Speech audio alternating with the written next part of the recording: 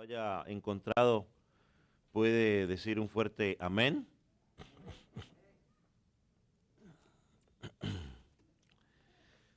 Dice la palabra del Señor, Mateo capítulo 5, versículo 43. Oíste que fue dicho, amarás a tu prójimo y aborrecerás a tu enemigo. Pero yo os digo, amar a vuestros enemigos, bendecir a los que os maldicen, haced bien a los que os aborrecen, orad por los que os ultrajan y os persiguen, para que seáis hijos de vuestro Padre que está en los cielos, que hace salir el sol sobre malos y buenos, que hace llover sobre justos e injustos. Porque si amáis a los que os aman, ¿qué recompensa tendréis? ¿No hacen también lo mismo los publicanos? Y si saludáis a vuestros hermanos solamente, ¿qué hacéis de más? ¿No hacen también así los gentiles?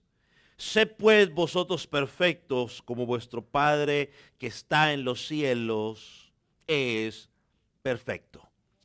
Amén. Puede tomar asiento.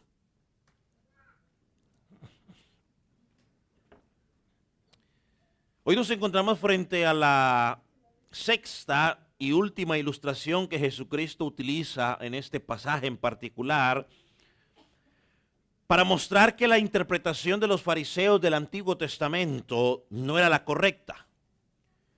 Para mostrar que las normas de justicia por la cual estos hombres estaban viviendo tampoco eran la correcta. Y para mostrar que la forma en que ellos estaban enseñando las escrituras no era la correcta. Y yo creo que hasta este punto no hay ninguna duda de que Jesús estaba en contra de las enseñanzas del Antiguo Testamento. Él estaba completamente de acuerdo. Por eso ya estudiamos los versículos anteriores. Él dijo, no penséis que vine a abrogar o a diluir la ley ni a los profetas. Vine a cumplirla y a cumplirla a cabalidad. Entonces, lo que Jesús hizo por medio de estas 6 ilustraciones fue derribar el sistema corrupto o el sistema de autojusticia que habían inventado los maestros de la ley o los intérpretes de la ley, creando así su propia enseñanza, usando como excusa la ley de Dios o la ley de Moisés.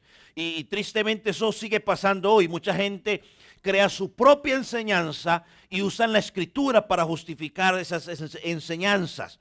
Por eso esa es la razón por la cual Jesús comienza cada una de estas ilustraciones, las comienza con las mismas palabras o con la misma idea. O ustedes escucharon que fue dicho, pero yo ahora les voy a decir la verdad. Ahora les voy a decir cómo son las cosas. Ahora es bueno que usted tenga en mente que lo que estudiamos la semana pasada en el versículo 38 al 42 está completamente ligado a lo que vamos a estudiar hoy. Versículo 43 al 48. O sea, no los podemos separar. La semana pasada estudiamos que Dios nos dice no debe haber venganza. Que aquel que dice que es hijo de Dios no debe procurar vengarse ni tener una actitud vengativa hacia otras personas. Estos versículos 43 al 48, la idea es cómo debemos responder nosotros contra aquellos que son nuestros enemigos. Así que la idea es clara. Si usted dice que es cristiano, si usted dice que es hijo de Dios, cuando eres ofendido, cuando eres maltratado, no debes pagar mal por mal, o sea, no debes vengarte. Y no solo eso, Cristo dice, tienes que amar a esas personas y tienes que hacerle el bien a esas personas. Y esto lo digo no para que nadie lo tome personal ni para que nadie se vaya a ofender, pero es un ejemplo. Pero si usted es de las personas que busca la venganza cada vez que le hacen algo malo, o no la busca pero la desea cada vez que le hacen algo malo, o si usted es ese tipo de persona que solamente le hace bien a aquellas personas que le hacen bien a usted, lo único que usted está mostrando con esa acción es que el carácter de Cristo no está siendo formado en usted. Y yo dudaría de su fe si ese es su comportamiento. Hermanos, Dios no es indiferente al pecado. Como creyentes no podemos ser indiferentes a aquellas personas que nos hacen mal. Aquellos que nos han herido, ¿no? O sea, a veces les aplicamos la ley de la indiferencia. Pues ahora lo ignoro. No, no podemos hacer eso porque Dios no es indiferente. Si Dios fuera indiferente al pecado, no hubiera enviado a su Hijo a la cruz del Calvario. Entonces Cristo nos lleva a pensar a través de este pasaje que debemos sacar de nuestra mente la idea de hacer mal a toda persona que nos ha hecho malo.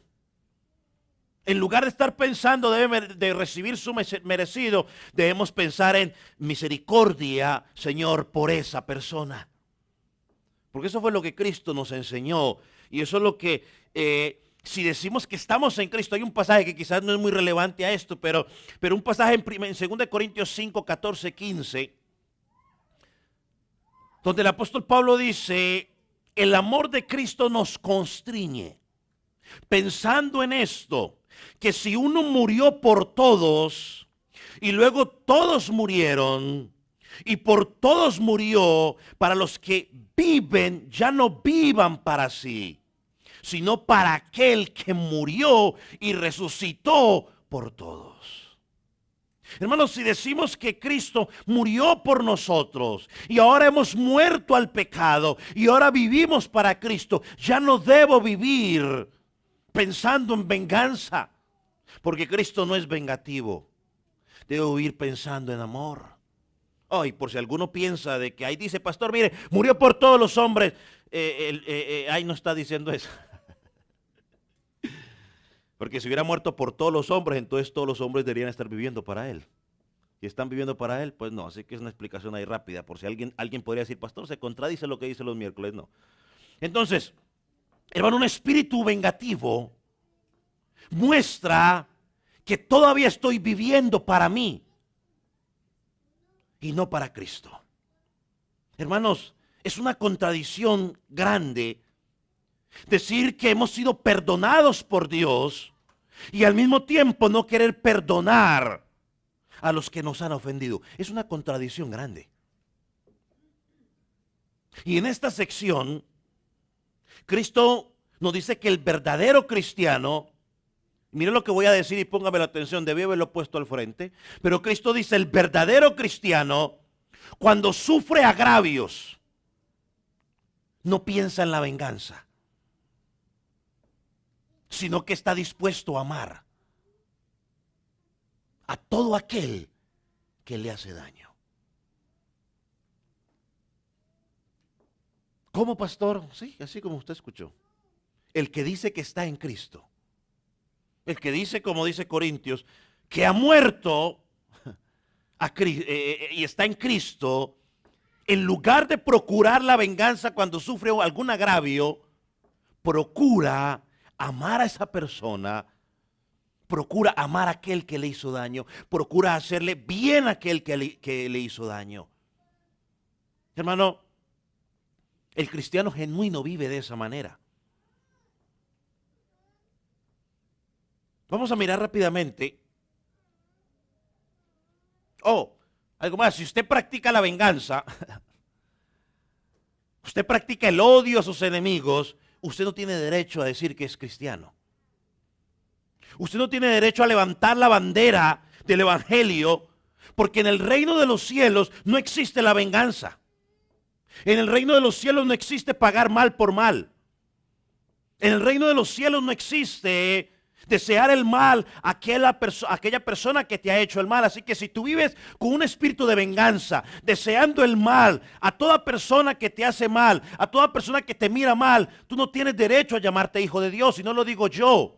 Y no te enojes conmigo, lo dice la palabra de Dios. Estás engañado. Vamos a mirar cuál era la distorsión de los maestros de la ley. Jesús dijo, oíste que fue dicho. O sea, Jesús le está diciendo lo que ustedes han escuchado por muchos años no es correcto. Y sabe, yo un día le compartí el evangelio a alguien y esa persona, o no el evangelio, estábamos hablando de, creo, de la Virgen María. Y yo le explicaba y esa persona me decía, pero no puede ser. Y es que toda la vida me han dicho de la Virgen María. Mi mamá creía en la Virgen María y me decía todos los días, sí, pero lo que has escuchado, lo que has escuchado no está de acuerdo a la palabra de Dios. Y es difícil cuando usted choca contra algo que ha escuchado por todo mucho tiempo y usted luego estudia la palabra y se da cuenta que la palabra de Dios dice otra cosa. Jesús les dice, ustedes han escuchado, amarás a tu prójimo y aborrecerás a tu enemigo. A la pregunta del millón es, ¿realmente la ley enseñaba eso? Porque estamos frente a los expertos de la ley. No eran aparecidos, eran los expertos. Ellos se dedicaban a estudiar para poder interpretarla, pero también eran expertos en usar la palabra de Dios a su favor.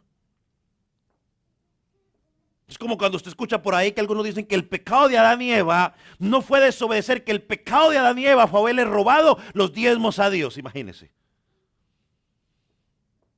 Sí, usar la palabra de Dios a su favor, como quiere billete, entonces manipula a la gente con eso. No, la Biblia es clara, el pecado fue la desobediencia.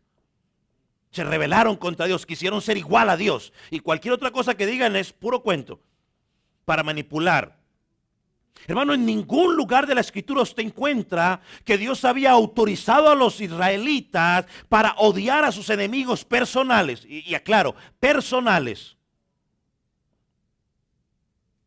En la primera parte de lo que ellos decían, amarás a tu prójimo, está bien, ¿no? Pero en la segunda parte, aborrecerás a tus enemigos, no. Entonces lo que hace es que anula totalmente eso. Vamos a mirar rápidamente, le vamos a mostrar dos pasajes para que miremos que Dios no ordenó tal cosa. Éxodo capítulo 23, versículos 4 y 5, y voy a tratar de ir rápido. Y dice, y si encontrares el buey de quién, de tu amigo, de tu paisano, de tu concuño, de tu enemigo, extraviado, quédate con él. O su asno extraviado, ¿qué dice? Vuélvele a llevarlo. Si vieres el asno del que te aborrece caído debajo de su carga, le ayudarás. Le dejarás sin ayuda. Antes bien, le ayudarás a levantarlo. Hermanos, si Dios está instruyendo a su pueblo a ayudar a los animales de su enemigo, ¿cuánto más Dios no estará interesado en que ayudemos a otra persona que, aunque tiene la imagen de Dios distorsionada, es la imagen de Dios en ese hombre o en esa mujer? Hermano, me parece que se ve muy claro. Si tenemos que ayudar al buey de nuestro enemigo, por obvias razones también tenemos que ayudar a nuestro enemigo. Y entonces ahí no hay odio de por medio. Otro versículo, Levítico 19, versículo 17 al 18. Por alguna razón que yo desconozco, yo decía Levíticos. Y me fui a buscarlo porque estaba buscando ese pasaje en una Biblia. Y yo ponía Levíticos y no aparecía. ¿Pero por qué no aparece? Porque lo estoy escribiendo mal. ¿Qué pasa? Entonces me fui a la Biblia y dije, pues vamos a mirar en la Biblia. Y es Levítico, no Levíticos. Por eso no lo encontraba. Pero Levítico 19 dice, no aborrecerás a tu hermano en tu corazón. Razonarás con tu prójimo para que no participes de su pecado. No te vengarás ni guardarás rencor a los hijos de tu pueblo, sino amarás a tu prójimo como a ti mismo. Yo, Jehová. Ahora, este fue el texto que ellos torcieron. Este fue el texto que ellos sacaron de contexto para justificar sus enseñanzas raras. Hermano, cuando Cristo está tratando de llevar a estas personas a desaprender algo para aprender la forma correcta, Cristo no le estaba enseñando nada nuevo. Y yo sé, hermano, desde que uno enseña la palabra de Dios, que es difícil llevar a las personas a desaprender algo que están convencidos que es la verdad, a aprender algo nuevo para reemplazar eso que ellos creían que era verdad. Y eso es lo que Cristo está tratando de hacer. Y lo tremendo es que ellos lo habían escuchado de los maestros de ellos. ¿No? Como cuando esta persona me dijo a mí, pero es que fue que mi mamá me lo enseñó y mi abuelita y para acá, o sea, lo aprendí, ¿no? Eran los maestros respetados y es difícil, ¿no? Bueno, la enseñanza de Levítico es clara. Dios pedía amor por el prójimo. La pregunta es, ¿cómo distorsionaron esto ellos? Miren, lo distorsionaron fácil. Ellos cambiaron el significado de la palabra, o no cambiaron, perdón, redujeron el significado de la palabra prójimo para cambiar la ley. Flavio Josefo, un historiador de los tiempos del primer siglo, que si usted quiere saber algo de la historia, usted tiene que leer a Flavio Josefo. Flavio Josefo decía que habían varios debates entre los rabinos de sus tiempos. Uno de los debates de ellos era saber quién es mi prójimo. ¿Quién es mi prójimo? Había más o menos unas 7 escuelas de interpretación o de pensamiento. Las dos más famosas eran las que ya hablamos cuando hablamos del divorcio, la de Shammai y la de Hillel, eran las dos más famosas. La escuela de Shammai decía, tu prójimo son solamente los judíos, pero los judíos temerosos de Dios. Para la escuela de Shammai, eso era tu prójimo. Tu prójimo son los judíos, pero los judíos temerosos. La escuela de Hillel era un poquitico más abierta y ellos decían, bueno, no. Tu prójimo son los judíos temerosos de Dios y también los no temerosos de Dios, pero menos los samaritanos, porque ellos son una raza impura. Ahora encuentran a Cristo que les está diciendo, un momentico, tu prójimo no son ni los temerosos, ni los judíos temerosos, ni los no temerosos. Tu prójimo son todos. Todos los seres humanos. Ese es tu prójimo. Recuerda cuando un intérprete de la ley se acercó a Jesús y le preguntó, Jesús, o Cristo, ¿quién es mi prójimo? ¿Y qué Jesús qué le dijo? Oh, tu prójimo es otro israelita. Oh, no, tu prójimo es alguien que cree lo mismo que tú crees. No. ¿Qué hizo Cristo? Lo llevó a una parábola muy famosa. ¿Cuál es?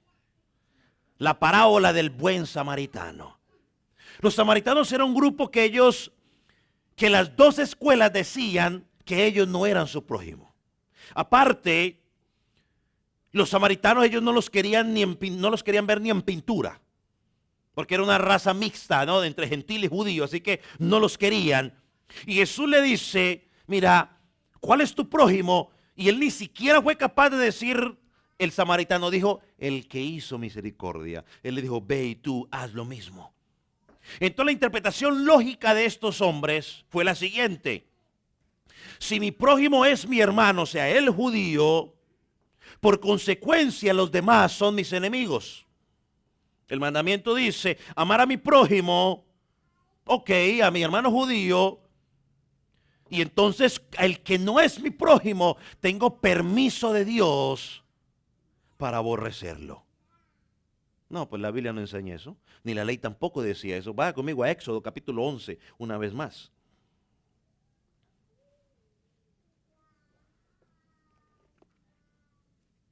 Éxodo capítulo 11, versículo 2. Para probarle que prójimo no era solamente la raza de ellos. Versículo 2 dice, habla ahora al pueblo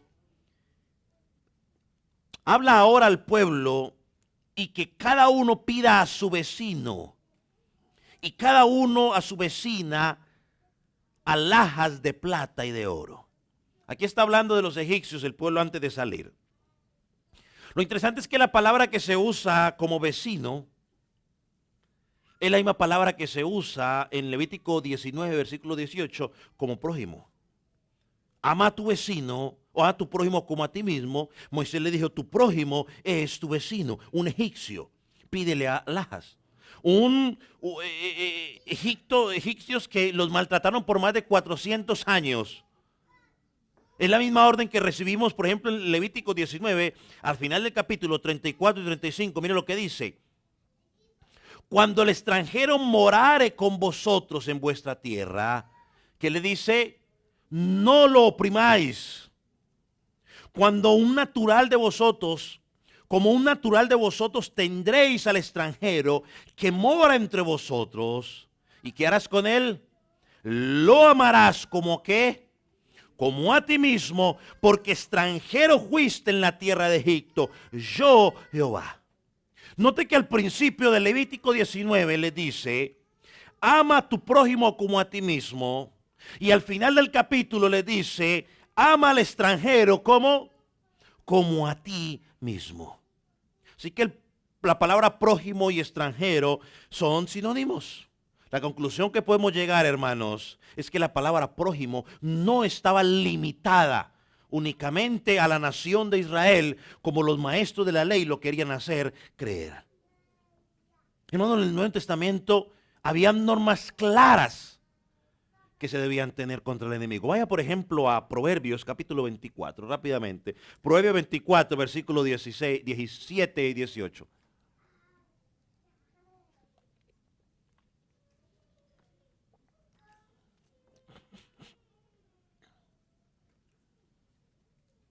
Dice, cuando cayere tu enemigo, dice, no te regocijes. Dijo, eso le pasó por haberme hecho tal cosa, ¿no? ¿Le parece algo conocido? ¿Sí vio? Ah, está. ¿Sí ve? Dice, no te regocijes. Cuando tropiece, no se alegre tu corazón. Ah, es que siento un fresquito, así como que. No. No sea que Jehová lo mire y le desagrade y aparte de sobre él su enojo. Proverbios 25, versículo 21. Si el que te aborreciere tuviere hambre, déjalo aguantando hambre. Dice, dale de comer, y si tuviere sed, dale tostada molida. No, dale de agua de beber o dale de beber. Bueno, podemos concluir una vez más que Cristo, cuando está diciendo ama a tus enemigos, no estaba enseñando nada nuevo. Era la misma enseñanza del Antiguo Testamento. Alguien podrá decir, pastor, pero es que en la Biblia también hay de que Dios mandó a acabar con naciones completas. Hay dos naciones completas donde el Señor Jesucristo, o donde Dios las mandó a acabar. Canaán y los amalecitas, sí. Eran dos naciones que habían alcanzado un grado de maldad tan tremenda que su mera existencia era un peligro para la santidad del pueblo de Dios. Y Dios ordenó destruirlas totalmente. ¿Qué dice, pastor? Bueno, ¿y entonces cómo reconciliamos eso? Y ahorita dice que no. ¿Cómo se soluciona esa contradicción? Aparente contradicción, perdón, muy fácil. Cuando usted entiende la diferencia entre las enemistades personales y los enemigos de Dios. Israel era una nación teocrática. ¿Qué significa eso? Que era gobernada por Dios. Dios era su rey. Y muchas ocasiones Dios, para ejecutar su juicio divino, el juicio de Dios, no de Israel, el juicio de Dios, Dios ordenó acabar con esas naciones. Dios soportó con paciencia a esos pueblos. Pero cuando esos pueblos se oponían al propósito de Dios, a la nación de Dios, era Dios el que tomaba la decisión de aniquilarlos por la maldad. Porque la maldad de esa gente se estaba extendiendo. Por ejemplo, lo hizo con Sodoma y Gomorra. También acabó con ellos. Porque la maldad se estaba extendiendo. Entonces, una cosa es el trato personal de mis enemigos y otra cosa es la maldad, el pecado del pueblo contra Dios. Y de eso se encarga Dios, es la justicia de Dios, no del hombre. Así que no hay ninguna contradicción. Cristo, por ejemplo, cuando Cristo estaba siendo maltratado, cuando estaba siendo humillado, no dijo ni jota. Ahí estaba tranquilo. Pero el mismo Jesús fue el que entró al al templo, cuando el templo de Dios estaba siendo deshonrado. Se había convertido en un mercado. Entonces ahí Cristo, ¿qué? Reaccionó. Ahora, el problema de los fariseos era de que no supieron distinguir entre la enemistad personal y los enemigos de Dios y la justicia de Dios. Por eso terminaron enseñando: amarás a tu prójimo y aborrecerás a tu enemigo. Y eso contradecía totalmente lo que Dios había estipulado en la ley. Dios nunca ordenó tal cosa. Hermano, este es el peligro de no mirar el principio detrás de la ley o de las normas que el Señor Jesús o que Dios está estableciendo. Ellos amaban a sus paisanos, claro que sí, pero odiaban a las demás naciones. Los trataban como perros. ¿Y sabe una cosa? Esta enseñanza encontró cabida en el pueblo porque de una o de otra forma esa enseñanza le daba permiso a la gente para seguir las inclinaciones de su corazón pecaminoso. Les estaban diciendo lo que ellos querían escuchar. Y yo lo sigo diciendo y se lo voy a decir las veces que sea necesaria, aunque usted se moleste. Pero la gente siempre se ve atraída a lo que quiere escuchar, lo que quiere que le digan. Por eso cuando el noviecito, la muchachita, está enojada con el papá y la mamá porque no le quiere al novio, entonces van y buscan a cualquier otra persona que le pueda decir: sí, está bien, para que sea tu novio. Y no quieren escuchar más al papá y cierran los oídos al papá, cierran los oídos a la mamá y abren los oídos a cualquier otro que le vaya a decir: sí, esa sí te conviene, tu papá está equivocado. Esa enseñanza encontró cabida. Lo que ellos querían escuchar, y cuando la gente quiere escuchar lo que ellos quieren escuchar, están felices. Por eso cuando le dicen: vienen tiempos mejores, amén. ¿Quién no quiere que vengan tiempos mejores? Y entonces la gente: amén. Dios te va a prosperar, amén. Vienen bendiciones, amén. La cosa se va a poner difícil. Oh, no, ese pastor le falta fe, le falta visión. Es que no tiene la visión de no sé qué cosa y no sé qué cosa. No. Y los pastores somos víctimas mucho de esto. Cuando el creyente no quiere escuchar al pastor, no lo escucha. Va y busca otro lado donde le digan lo que quiere escuchar. Y cuando le conviene, entonces ahí sí llega. Cuando le conviene. Hermano, ahora encontramos a Jesús que les dice a lo que ellos habían dicho: amén. Pueden amar a sus enemigos, amén. Cristo les dice: no, lo que ustedes han practicado por muchos años no es lo correcto. Eso no está alineado con la enseñanza del Nuevo Testamento, ni con la enseñanza de los profetas, ni con la enseñanza de los salmos.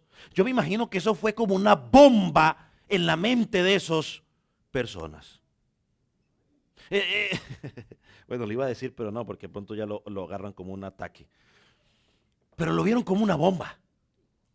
Nah. Es como cuando usted le dice a los seguidores de María: no, es que no es María, es a través de Cristo. Es una bomba. Es una bomba. Aquí hubo en una ocasión alguien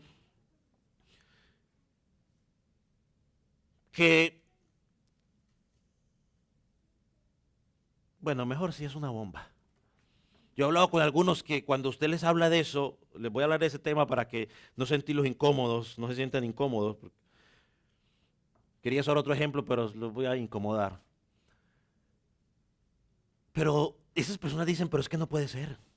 Toda la vida nos han dicho de María. Y quizás muchos de los que están aquí lo he conocido que fueron de esos. Que cuando le soltaron esa bomba de que María simplemente fue una mujer así como usted, común y corriente, que simplemente halló gracia. Ella no era diferente a las otras niñas. Simplemente el mismo, es que Lucas es tan claro que cuando María dijo, pero ¿por qué a mí? Dijo, María, simplemente hagaste gracia, llena eres de gracia. O sea, la gracia de Dios está sobre ti. Eso fue todo. Y han torcido tanto la doctrina que hoy hacen creer que María era santa. María no era más santa que usted y que yo. Fue la gracia de Dios que le alcanzó. Y cuando se suelta esa bomba, la gente se pone que quieren apedrearlo. Bueno, a esto le pasó lo mismo a esta gente. Cuando Cristo le dijo, no, no, no, no, no, no, no. Eso no es así. A sus enemigos ustedes no tienen que aborrecerlos. A sus enemigos es todo lo contrario. Versículo 44. Y mire lo que le dice. A sus enemigos vas a amar a vuestros enemigos. Ópale. Bendecir a los que os maldicen. Hacer bien a los que os aborrecen. ¡Wow! Y orar por los que os ultrajan y os persiguen. ¿Cómo? Todo eso. Sí, todo eso. Una enseñanza totalmente distinta a la que habían escuchado, pero que al mismo tiempo confirmaba de que Cristo estaba totalmente alineado con la ley desde el principio. Lo vimos en Proverbios, ¿no? Si tu enemigo tuviera hambre, dale pan. Si tuviera sed, dale de beber. Y aún si necesita abrigo, pues dale abrigo. Hermano, no es que no hay un Dios en el Antiguo Testamento y un Dios en el Nuevo Testamento. No, es el mismo Dios. Es el mismo Dios. Es el mismo Dios de misericordia. Es el mismo Dios. Ahora vamos a mirar la enseñanza de Jesús rápidamente. ¿Cuál es el trato que debemos dar a nuestros enemigos? Primero dice, amad a vuestros enemigos. Hermano, si realmente eres amigo, eres cristiano, seguidor de Cristo, esta debe ser la forma de comportarte con aquellos que te ofenden o que son tus enemigos. ¿Qué debo hacer? Amarlos.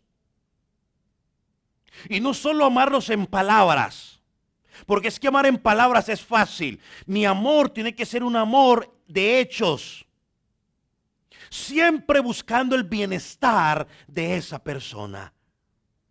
Hermano, el amor, aunque expresa sentimientos, es mucho más que eso.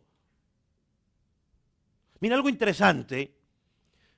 Uno se va y se busca la palabra donde dice amad a vuestros enemigos. Y lo interesante es que Jesús ahí no dice filea a tus enemigos.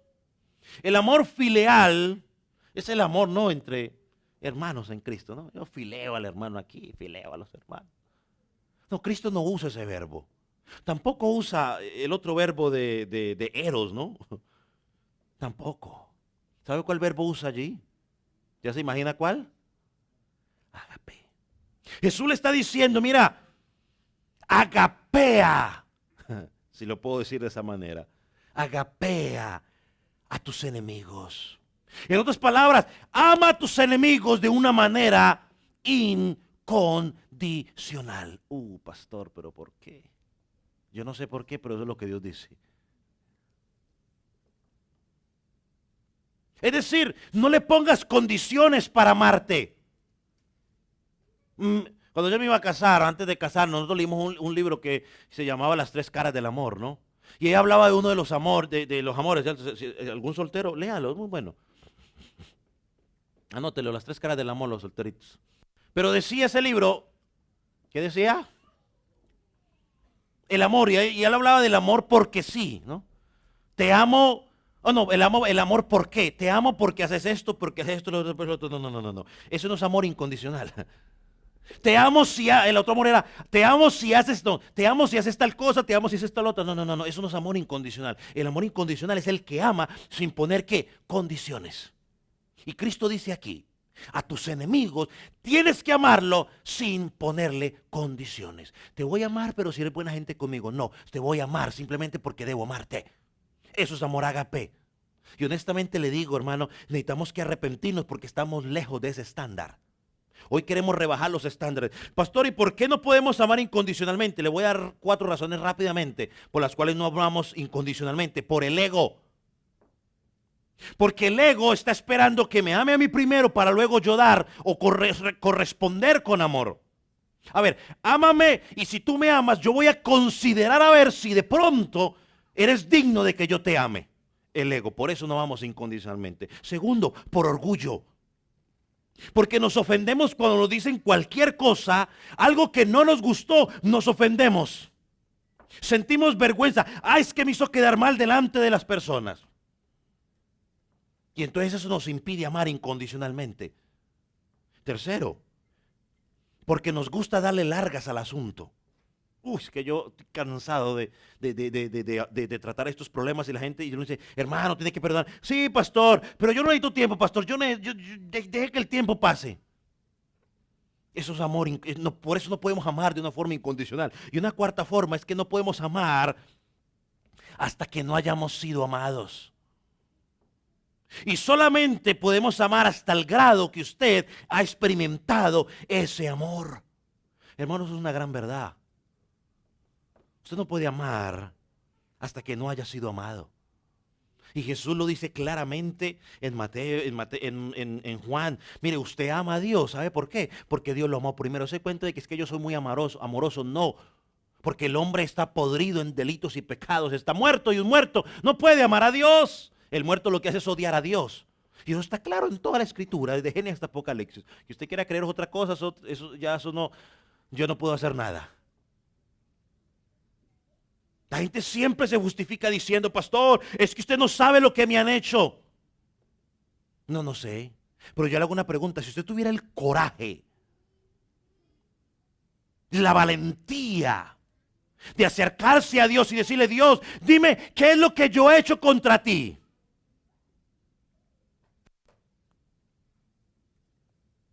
Seguro que Dios te tomaría de la mano y te diría, ven, te muestro lo que tú has hecho contra mí.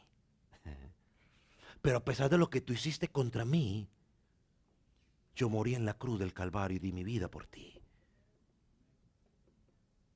Si usted es de los que usa esa frase para justificarse, yo espero que no la use más.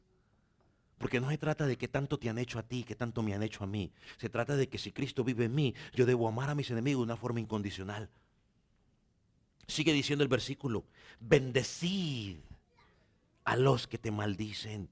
Mire, la idea detrás de esta palabra, hermano, es hablarle con gentileza, es hablar con bondad, es hablar con amor a aquellos que nos hablan con dureza. Bendecirlos aunque te hayan maltratado. Es decir, no desees el mal para él, sino el bien. Mire lo que dice Pedro. Lo presenta de esta manera, 1 Pedro 3, versículo 8, 9. Doy tiempo para que lo busque. Finalmente, sed todos de un mismo sentir, compasivos, amándoos fraternalmente, misericordiosos y amables. ¿Qué dice el 9? No devolviendo mal por mal, ni maldición por maldición, sino por el contrario, bendiciendo, sabiendo que fuisteis llamados para que heredáis bendiciones. Hermano, nuestra forma de hablar debe marcar la diferencia. Nuestra forma de hablar debe mostrar que usamos las palabras para bendecir en vez de herir cuando somos ofendidos. Ahora aquí no está diciendo sal a la calle y empiece te bendigo, te bendigo, te bendigo. En Facebook te bendigo, te bendigo, te bendigo. No, por favor, no seamos folclóricos. O sea, aquí no está hablando de que usted empieza ahí, bendigo, bendigo. No, hermano, aquí bendecir es responder amor con amor cuando nadie te ofrece amor. Es responder con perdón cuando alguien te ofende. Es responder con mansedumbre cuando alguien te habla con dureza. Es dar una palabra de ánimo, una palabra bíblica cuando alguien te trata mal o cuando alguien está en un momento de mal. Eso es bendecir a una persona, no decir te bendigo. Es ser luz a una vida que está en tinieblas, para que por medio de la luz que tú estás reflejando, Cristo pueda convencer ese corazón y esa persona pueda llegar a Jesucristo. Eso es bendecir. No estar ahí como loco ahí, bendigo, te bendigo, te bendigo, te bendigo, te bendigo. Me quiere bendecir, entonces deme una palabra bíblica de aliento. Si me quiere bendecir, pues entonces hábleme con mansedumbre si en algún momento le hablé con dureza. Si me quiere bendecir, pues perdóneme si en algún momento lo ofendí. Que ahí me está bendiciendo. Sigue diciendo el texto. Haced bien a los que os aborrecen. Viene esta frase claramente. Nos dice claramente que no debe hacer, que no debemos hacer bien únicamente a los que nos caen bien. Es que este me cae bien, entonces a ese sí le cae. No, no, no. Debemos hacer bien a las personas que de forma directa o indirecta te han dejado claro que no eres de su agrado. ¿Se ha encontrado usted con unas personas que tú sabes que ellos con tu forma de mirar te dejan ver que no le caes bien? O sea, que no te pasan. Y yo entiendo que es difícil. A veces la gente me dice, pastor, pero es que yo lo quiero saludar y me quita la cara. Amén, hermano, pues sígalo saludando. Porque eso es lo que dice aquí, hágalo bien. Pero pastor, es que con la cara me está mostrando que no me quiere ver ni en pintura. Pues ámelo, porque eso es lo que dice aquí. Haz el bien a esa persona. Porque de qué sirve que me lo hagas a mí, que yo toda hora te miro bien y contento y con risa. Dirán algunos, sí. Bueno, entonces alguien aquí que sea más sonriente que una caja de dientes. Así es fácil. Hermano, entiendo que es difícil asimilar esto. Entiendo que es difícil hacer el bien a alguien que abiertamente te ha manifestado que no le agradas, que no te pasa, que cuando te ve te busca esconderte. Yo sé que es difícil, pero si eres hijo de Dios, cada vez que tengas la oportunidad, debes que hacerlo. ¿Por qué? Porque estás reflejando el carácter de Cristo. ¿Por qué? Porque estás obedeciendo lo que Cristo dice en tu palabra. Y si Él no te mira con agrado, eso es la responsabilidad de Él entre Dios y Él. Acércate y habla con Él. Pide perdón si tienes que pedir perdón. Corrige, tienes que corregir. Pero si Él no cambia, es problema de Él, no mío. Yo ya ofrecí mi respuesta. Seguiré orando por él, seguiré amando, seguiré, y si le pasa algo en su vida, yo no voy a decir, eso le pasa por no quererme, no. Simplemente voy a orar para que Dios lo saque de esa situación. Sigue diciendo el pasaje más, eso nos lleva a nuestro último punto, orar porque os ultrajan. Alguien estará diciendo, pero no, Cristo me la está poniendo demasiado difícil. Bueno, si estás en la carne y no has conocido a Jesucristo, será difícil. Pero si eres un hijo de Dios, estarás diciendo amén. Gloria a Dios, recibo esa palabra. Si eres un rebelde, estarás diciendo, no, lo que pasa es que es muy exagerado, lo que pasa es que no entiende porque él no está en mi situación, que para aquí, para allá. No quiero estar en su situación, estoy en la mía y con eso estoy suficiente. Tengo más que suficiente con estar en mis zapatos. Pero si estás en Cristo, dice, ora, ámalos, bendícelos, haz el bien por ellos, ora por ellos. No sé si nota lo que Cristo está haciendo aquí. Cristo está tratando de doblegar nuestro orgullo. Cristo nos está llevando a que aprendamos a rendir nuestros derechos.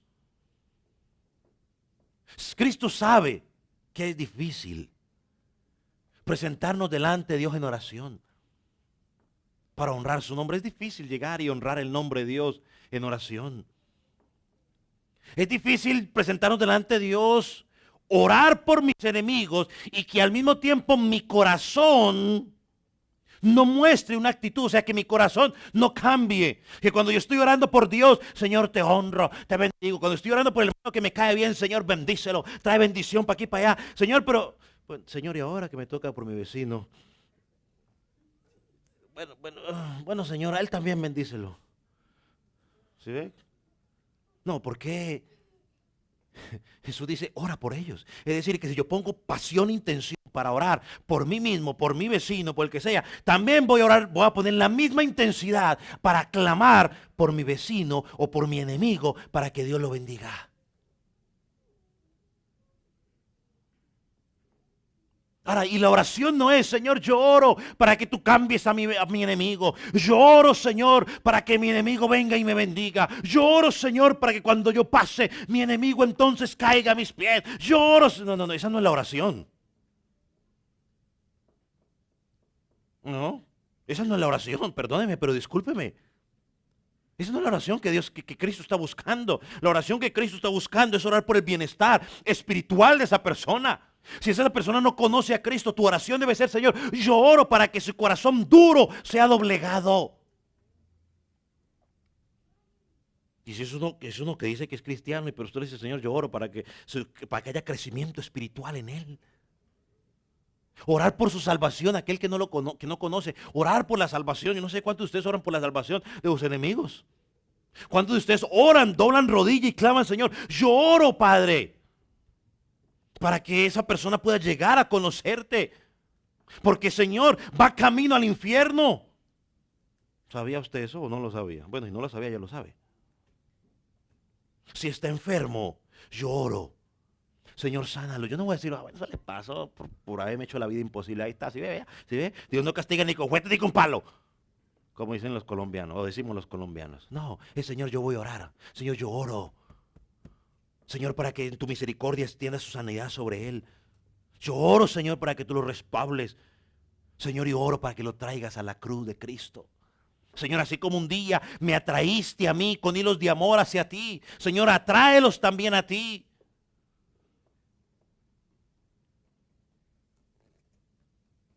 Hermano, lo que dice el versículo 44 en esta carta es la carta de presentación que debe tener todo aquel que dice que es cristiano. En el versículo 44 es lo que Cristo describe que espera de nosotros. Mire, mientras el mundo nos ve como egoístas, mientras el mundo quizás espera la caída, nosotros los vemos como nuestro prójimo. Esperamos restauración, buscamos su bienestar.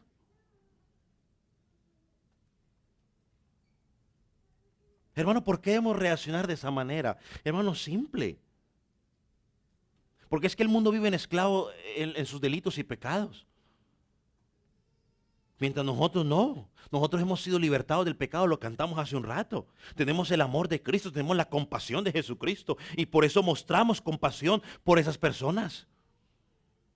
Hermanos, los cristianos somos totalmente diferentes. No porque seamos de otro planeta. Sí, porque nuestra ciudadanía es celestial. Si estamos en este mundo, pero nuestros ojos ya fueron abiertos a las verdades espirituales. Nuestros ojos ya fueron abiertos a la realidad de nuestro pecado. Por eso se nos dio una nueva naturaleza, un nuevo corazón, como dice Ezequiel. Y tarde que temprano vamos a tener que lidiar con esas personas que nos ofenden. Cuando usted menos se lo espere, yo me atrevería a decir, usted va a tener que lidiar con personas que simplemente lo ofenden, simplemente lo maltratan, lo ultrajan o simplemente no están de acuerdo con usted en lo que usted dice.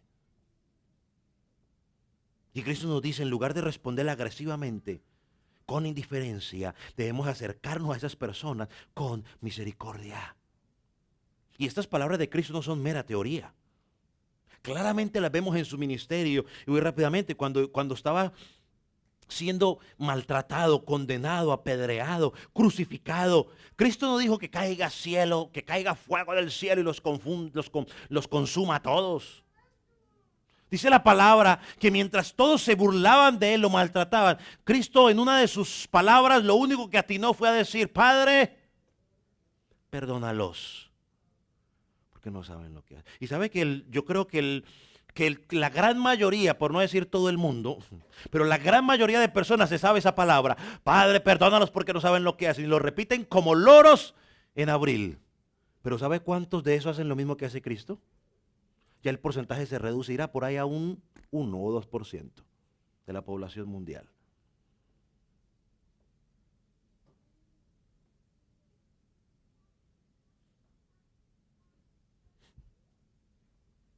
Esteban es otro ejemplo.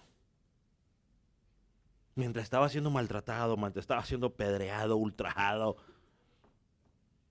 Esteban también levantó sus ojos hacia él y dijo: Señor, perdónalos. Esteban oró por sus enemigos. Es el Cristo que tú y yo servimos, que mientras estaba siendo maltratado, oró por sus enemigos. Yo le pregunto: ¿a qué grupo pertenece? ¿A los que ora por sus enemigos o a los que piden maldición por sus enemigos? ¿A qué grupo pertenecemos? ¿A los que ¿Son ultrajados y responden con ultrajo o a los que son ultrajados y responden con bien? Pero si usted pudiera hacer una evaluación de las últimas semanas de su vida, ¿cuál sería la respuesta? Ahora mire el versículo 45, pues vamos rápido. Dice el versículo 25, para que seáis hijos de vuestro Padre que está en los cielos, y así, que hace salir el sol sobre buenos y malos, y que hace llover sobre justos e injustos. Esta es la motivación del cristiano.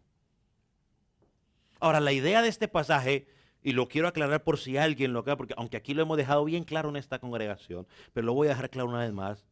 La idea no es de que vas a llegar a ser hijo de Dios, o nacer de nuevo, o alcanzar salvación, si amas a tus enemigos, si oras por tu amigo. No, no, no, esa no es la idea. No, la salvación es por gracia, por medio de la fe, para que nadie se gloríe. Eso tiene que estar claro. La idea aquí es que cuando tú manifiestas amor por tus enemigos, oras por tus enemigos, le haces bien a tus enemigos, estás demostrando que ya eres hijo de Dios.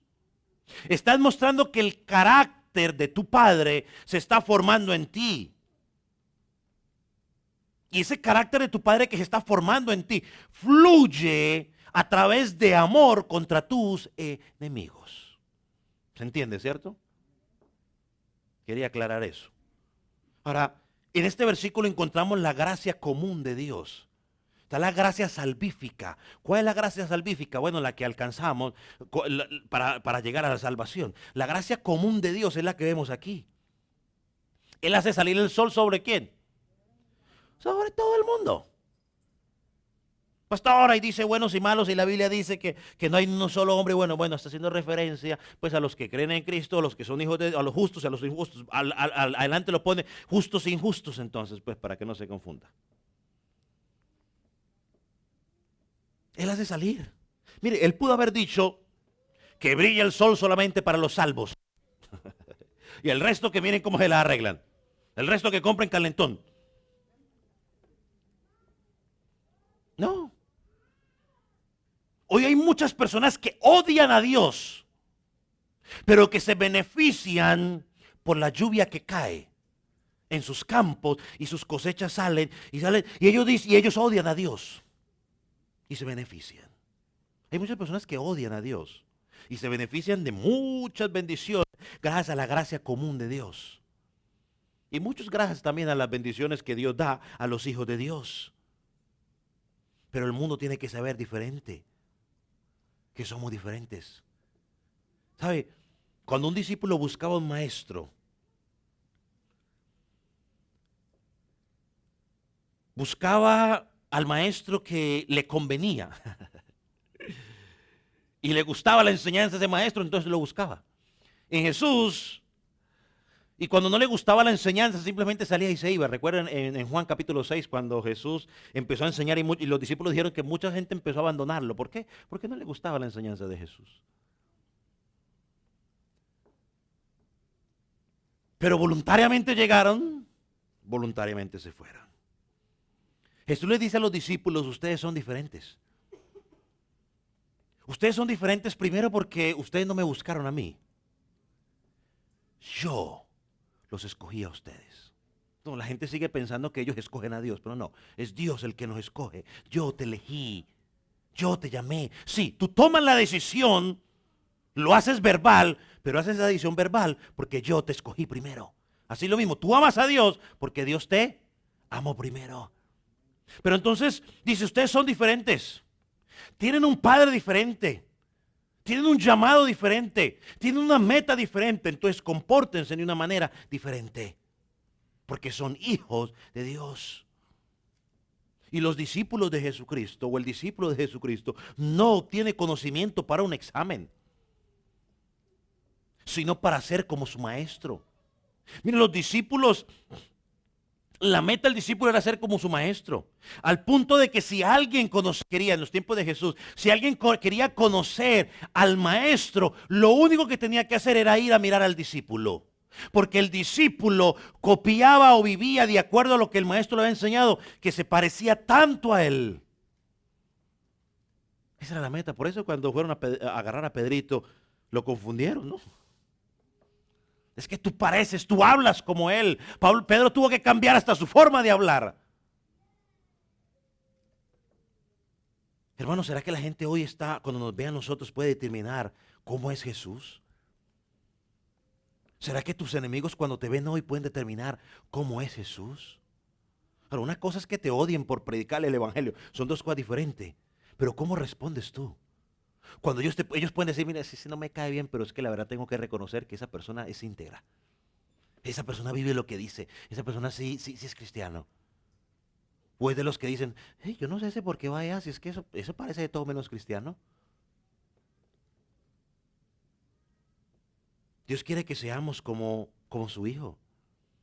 Hermano, el propósito de que Dios nos eligió desde la eternidad pasada, en Romanos 8, y está claro, Romanos 8, el propósito es para ser como Él. Y Jesús dice, mire, cuando me conoció, me predestinó. Y cuando me predestinó, me hizo un llamado interno. Y cuando me hizo ese llamado interno, me justificó. Y cuando me justificó, me glorificó. Y todos los verbos están en pasado. ¿Con cuál propósito? De que fuera conforme a la imagen de su Hijo. Los discípulos deben parecerse a su maestro, sí o sí. Por eso dice aquí el versículo que estamos leyendo en el 45, para que seáis hijos de vuestro Padre que está en los cielos. Mira el versículo 46. Porque si amáis a los que os aman, ¿qué recompensa tendréis? ¿No hacen también lo mismo los publicanos?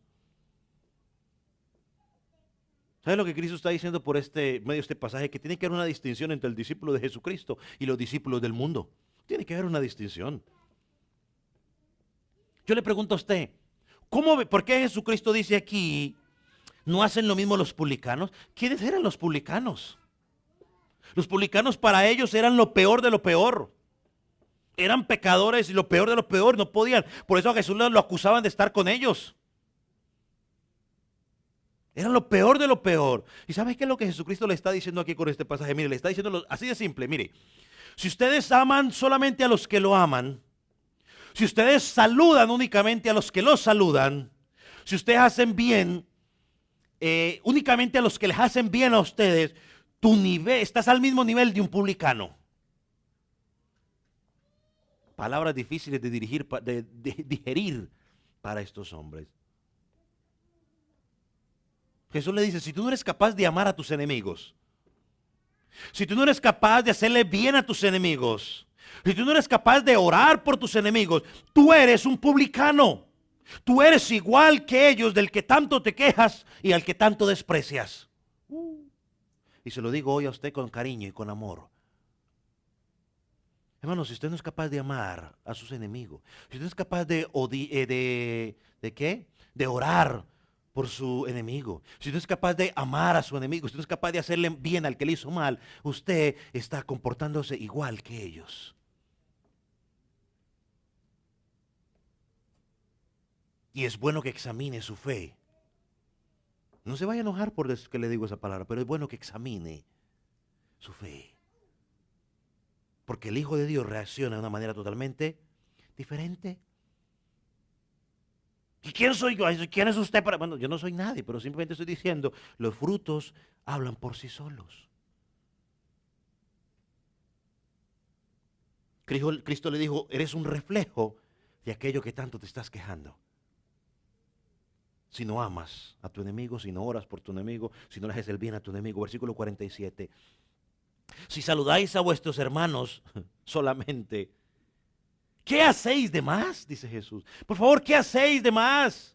¿No hacen los gentiles lo mismo? ¿Sabe que uno de los problemas de los seres humanos, creo que todos lo tenemos, es que nos movemos en base a lo que digan los demás? ¿Cómo así, pastor? Sí. Cuando a usted lo saludan con afecto, ¿cómo saluda a usted? Alguien que me conteste, por favor. Con afecto. Ahora, cuando usted lo tratan con frialdad, ¿cómo trata usted?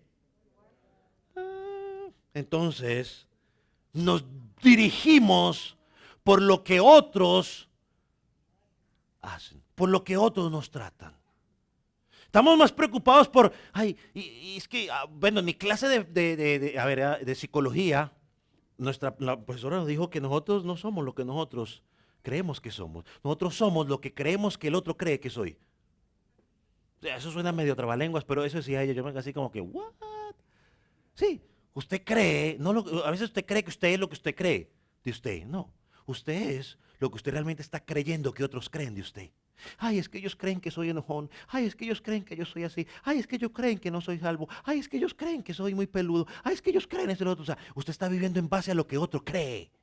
Jesús aquí nos está llevando a que no nos comportemos en base a lo que otros hagan hacia nosotros. Si me saluda bien, entonces es que yo soy pastor. Si a mí me saluda bien, pues yo también saludo bien. Si me saluda mal, pues yo lo saludo mal. Pues Cristo te dice, arrepiéntete. Si te saludan mal, Cristo dice, salúdalo bien, con amor, con la sonrisa. Es que me da el beso de Judas. Muy bien, pues entonces tú dale un beso de amor, ese ósculo santo, dáselo con amor. Ahorita cohíbase un poco, porque estamos en tiempo de pandemia. Aunque hay algunas maderas que no agarran barnices. Ya usted no sabe ni en qué idioma decirles, porque esos siguen con la besadera, la besadera, la besadera. ¿Sabe qué estoy haciendo yo? Yo estoy orando para que no se enferme. Digo, Señor, yo oro para que no se enferme, porque donde se llegue a enfermar, enferma más de uno aquí en la congregación. Porque eso es una besadera, pero bueno, ya.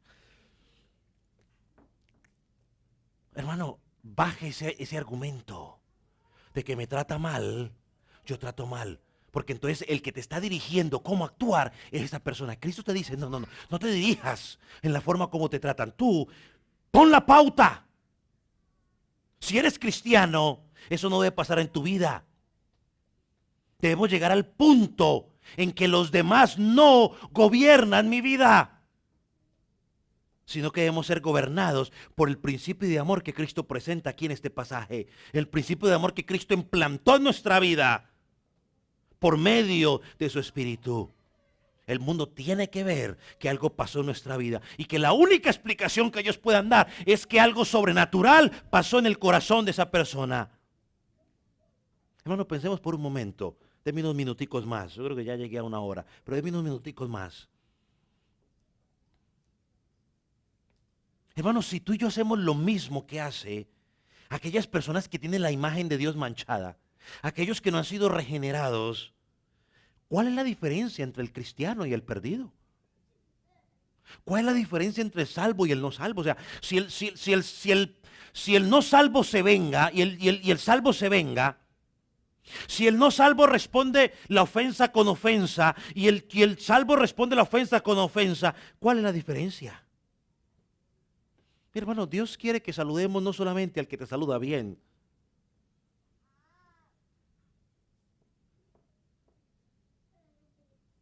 Dios quiere que también saludes a aquel que no te saluda bien también. ¿Me saludo bien? ¿Me saludo mal? No, también póngale cara de amor. Dios no solamente quiere que ame a aquel que te ama, sino que ames a aquel que no te ama. Alguien que con los ojos te dice, ni te me acerques, pues me le voy a acercar. Hermano, Dios le bendiga. Con amor. Porque Cristo transformó mi vida, yo voy a ofrecer amor. Dios quiere que hagas el bien. No solamente a los que hacen el bien, sino a los que te hacen el mal también. Dios quiere que hagas el bien no solamente a los que te aprueban, sino también a los que no te aprueban. Esa es la diferencia entre nosotros y el mundo. Versículo 48 dice, ¿qué más? ¿Qué hacéis de más? Cristo pregunta, o sea, si estás haciendo lo mismo que ellos hacen, pues ¿qué estás haciendo de más? Esas barreras que a veces hemos creado para mantener esa distancia entre los que no dicen lo que nosotros decimos, pues hermano, tenemos que corregirla. Mire, alguien dijo algo de un libro. El libro se llama La Iglesia Total, pero mire lo que dice este hombre en ese libro. Dice, el cambio ocurre por medio del evangelio y en comunidad. Por eso Dios nos ha puesto a usted y a mí al lado el uno del otro para irritarnos y aprendernos a amar los unos a los otros. El evangelio. Yo no le puse esa frase. ¿Sí la puse? No. Uy, por mi culpa, I'm sorry, debía haberla puesto. El evangelio o el cambio ocurre por medio del evangelio, o sea, por medio de Cristo, pero ocurre en comunidad. O sea que si usted es ese llanero solitario, yo soy cristiano por allá, a menos de que esté enfermo, entonces pues sí, le toca por allá y nos ve en línea. No, el cristiano tiene que estar en el contexto de comunidad, porque allí Dios nos ha puesto para que yo irrite al hermano Jeremías, el hermano me irrite a mí y así nos aprendamos a amar el uno al otro. La gente ora, dame paciencia, Señor, y Dios quiere que usted se va a volver el más paciente de la noche a la mañana. No, van a venir situaciones difíciles en su vida donde usted va a tener que ser paciente. Señor, enséñame a amar al pastor. Amén. Entonces el Señor va a usar al pastor en situaciones complicadas para que usted aprenda a amarme.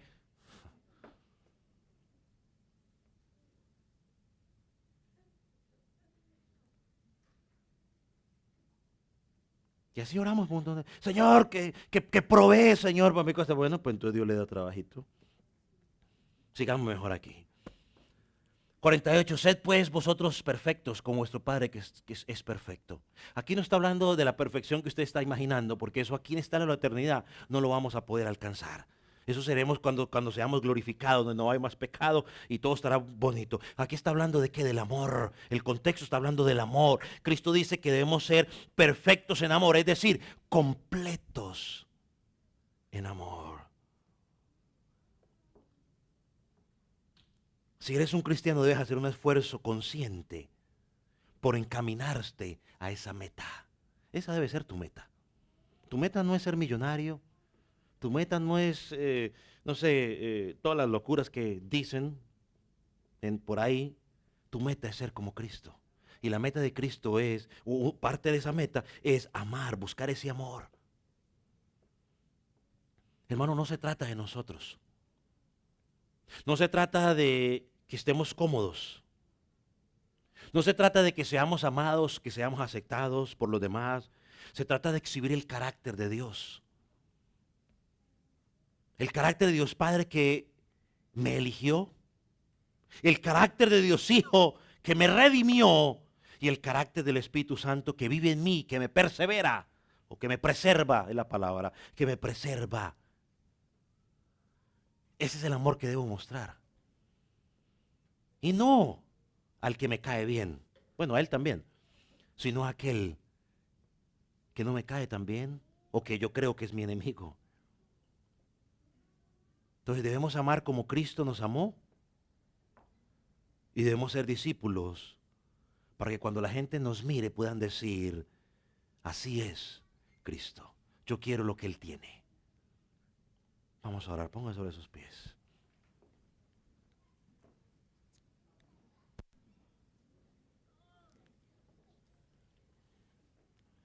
Padre, nos enfrentamos a un pasaje que choca contra nosotros porque en el mundo caído en que vivimos es mucho más fácil responder mal por mal. Pero tu palabra nos llama para que caminemos o nademos en contra de la corriente. Señor, yo no sé cuántos de mis hermanos aquí tendrán enemigos o personas que han manifestado que no les agradan mucho, ya sea por su nacionalidad, ya sea por son hijos tuyos o ya sea por su forma de pensar.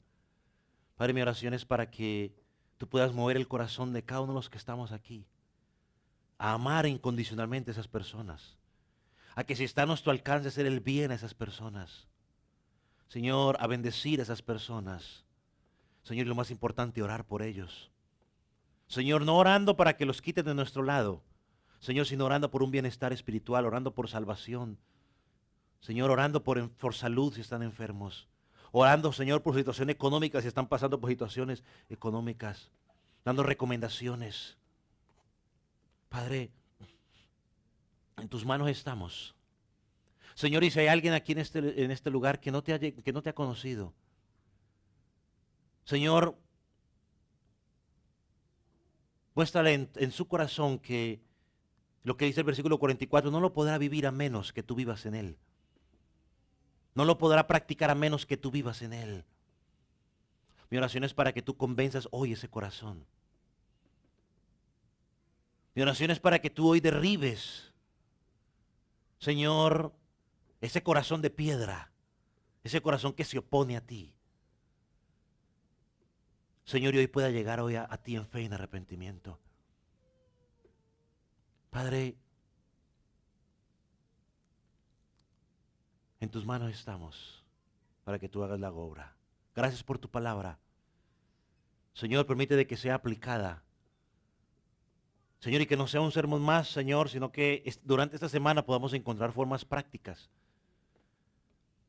de practicar este estilo de vida como hijos tuyos.